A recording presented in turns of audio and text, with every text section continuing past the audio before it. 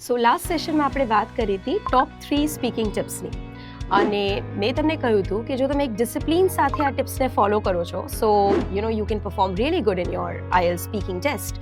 આજે આપણે એમાંથી એક ફર્સ્ટ ટિપની વાત કરીએ which is speaking fluently and practising that speaking fluently on everyday basis.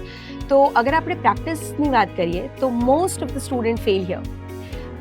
એક ડિસિપ્લિન સાથે કંઈક ને કંઈક રીડિંગની હેબિટ ડેવલપ કરવાની છે ઇંગ્લિશમાં. You also have to make sure that you record your self on everyday basis અને એ રેકોર્ડિંગને તમારે કોન્સ્ટન્ટલી સાંભળવાની છે. તમારે કંઈક ને કંઈક રીડ કરવાનું છે અને you should read allowed.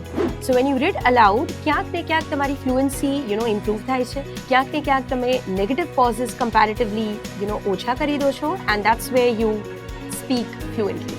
Four more tips and tricks, do follow us.